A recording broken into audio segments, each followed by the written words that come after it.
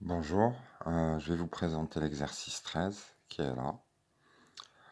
Donc on lance 2 dés équilibrés, d'accord, c'est important ça. Et on s'intéresse à la somme des faces. En utilisant l'exercice précédent, déterminer la loi sous la forme d'un tableau. Donc en fait, dans l'exercice précédent, le 12, on avait utilisé un tableau à double entrée. Donc c'est ce qu'on va faire.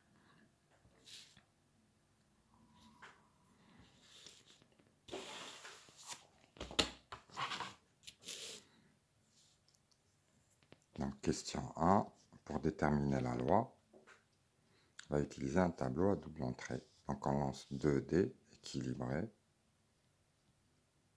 D1, D2. Résultat du 1, ça peut être 1, 2, 3, 4, 5, 6. Et le deuxième, 1, 2, 3, 4, 5 et 6.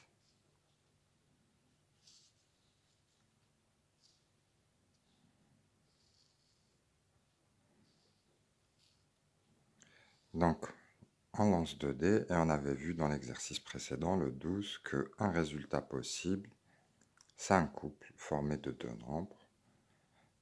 Par exemple, on peut avoir un 1 et un 3, un 5 et un 2, un 3 et un 3, etc., etc. Et nous, ce qui nous intéresse, c'est leur somme. On rencontre ça dans pas mal de jeux où on est amené à jeter 2 dés et on additionne les faces et après on avance notre pion du nombre obtenu, de la somme des faces. Donc si on obtient 1, 1, eh bien le résultat, ça va être la somme, donc 2. Si on obtient 2, 1, la somme, c'est 3. Si on obtient 3, 1, la somme, c'est 4, etc., etc. Donc là, 5, 6, 7. Une fois qu'on comprend qu'on doit additionner, donc là, on va obtenir la somme des faces. Donc ici, ça va être 3, 4, 5, 6, 7, 8. Et là, en principe, vous comprenez la logique. 4, 5, 6, 7, 8, 9.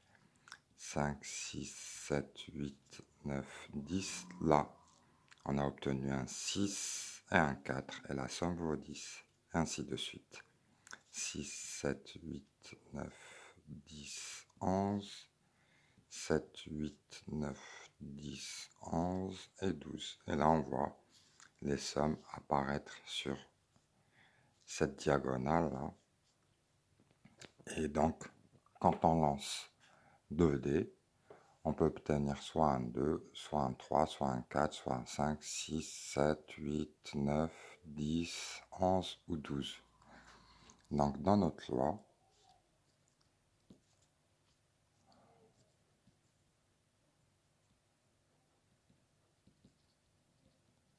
donc les résultats possibles, les xi,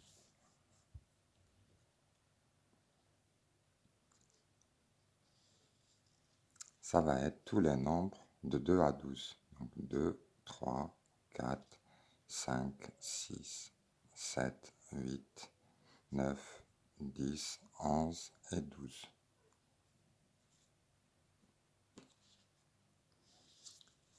Maintenant,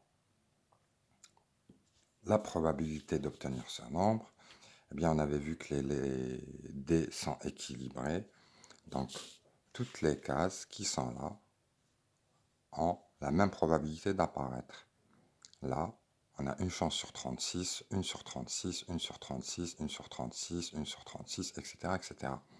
On est dans une situation d'équiprobabilité, ou bien comme on avait appelé aussi, loi uniforme. Et dans ce cas, on fait nombre de cas favorables sur nombre de cas possibles. Combien y a-t-il de cas possibles? Il y a 6 cases, 6 cases, donc en tout, il y a 36 possibilités. Donc ça sera sur 36. Combien y a-t-il de couples qui donnent une somme égale à 2? Il n'y en a qu'un. Donc avoir un 2, c'est une chance sur 36. Pour le 3, il y a deux possibilités. Soit en obtenant le 2, 1, soit en obtenant le 1, 2. Donc 2 sur 36.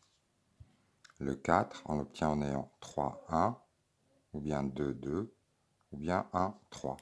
Donc 3 possibilités, 3 sur 36, et ainsi de suite. Pour le 5, on a 4 sur 36, 1, 2, 3, 4.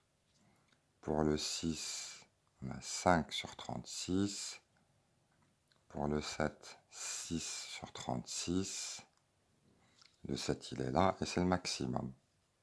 Et après, ça décroît. 1, 2, 3, 4, 5. C'est-à-dire 5 sur 36. Ensuite, 4 sur 36. Ensuite, 3 sur 36. 2 sur 36. Et 1 sur 36. Donner la probabilité d'avoir une somme égale à 3. Donc la probabilité d'avoir une somme égale à 3. Je peux écrire comme ça. Probabilité d'avoir une somme, S, ou somme égale à 3. Eh bien, c'est 2 sur 36. Donc là, c'est une lecture. Ça, c'est la question 2. La question 3. Calculer la probabilité d'avoir une somme paire. Donc, somme paire.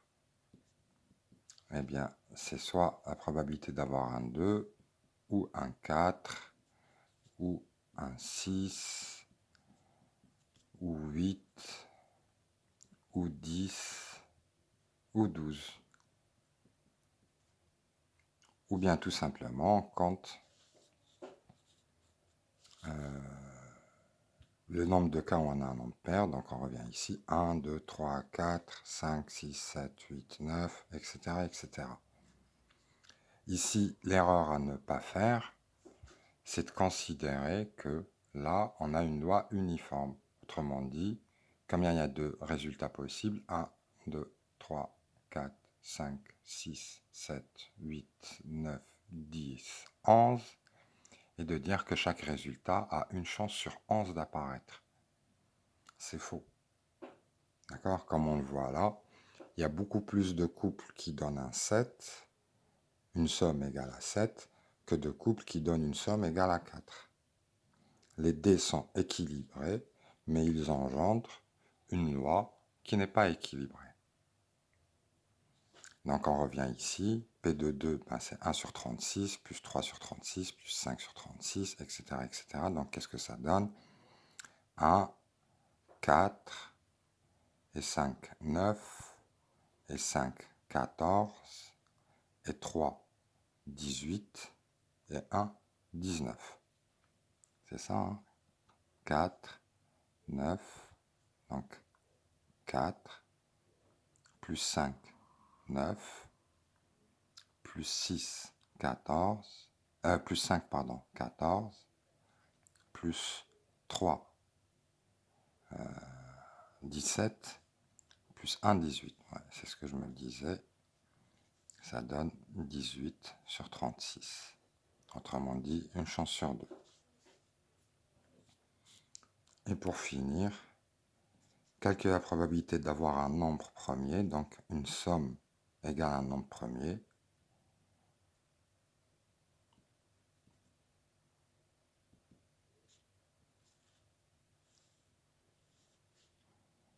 Et donc ça, quels sont les nombres premiers? Eh bien, on a 2, 3, 5, 7, 8 non, 9 non, 10 non, 11, et c'est tout, 12 non. Et donc, on additionne toutes ces probas. Donc ici, ça donnera 1 sur 36, plus 2 sur 36. Donc, c'est un dénominateur commun. Donc, on va additionner les numérateurs. Donc, ça donnera 3, plus 4, 7. 7 plus 6, 13. 13 plus 2, 15. Ça donne 15 sur 36. Et on s'arrête là.